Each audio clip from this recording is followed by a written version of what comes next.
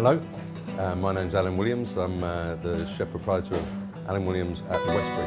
I'm going to show you basically how to take the meat off of the bone, what I do with some of the fat, and also how to tie the meat before we roast it. So the first thing that I do is take this first top piece of fat off. This is what is called the chain. I'm not going to roast that, but I am going to use this.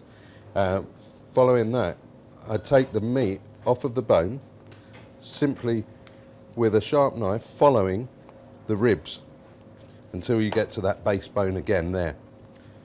You can either turn the meat over and go back round again, or you can pull the meat away from the bone there and simply run your knife again just down the bottom, pushing the meat away from you as you go.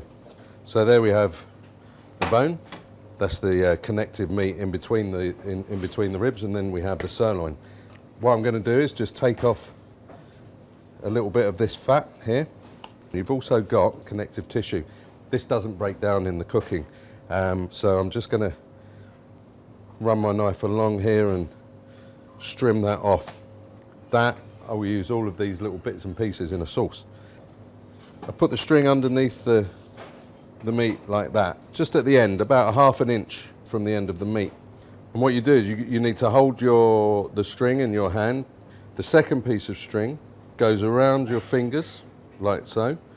And when you get back to this position, it crosses the first piece of string, and then you pull it through the loop, and that then gives you a slip knot. You pull the slip knot down, tie it onto the piece of meat like this, and then secure it by making another loop, just pulling a knot. Cut off any excess there. Then you're going to turn your meat around so that the top of the meat is away from you.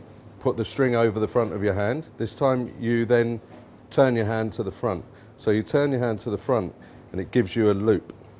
That loop then goes underneath the meat, and again about the same distance, about 1/2 inch from the last piece of string, and you pull it back, hold on to the end of the first piece of string and just pull it tight. And you just keep doing that all the way. Generally, when you get a piece of meat that's very marbled, it tends to be grain fed. When you get meat that's not quite as heavily marbled, it tends then to be grass fed. For me, the grain fed is great. It gives you a nice marbling. It gets that basting through the meat. But when you go out into a field and you look at the grass and you actually get down into the shrubs of the grass, you've got tons of herbs and lots of clover and yarrow and things like that you get growing in the grass in the meadows, which all go to give the flavour to the protein. So for me, I tend to veer towards the grass fed personally. Now once I've got to this point and I've got all of my nice lines of string across there, what I'm going to do is turn the meat back over. Then all you do from here is you have the string coming towards you, but then you're going to loop the string back through each of the cross sections of string. So that goes along there and tight again.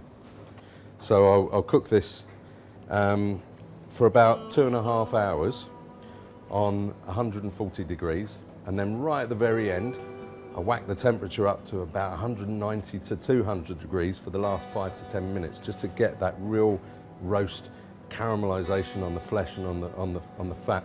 I'll then take it out of the oven and I'll let it rest for a good half an hour before I start carving it.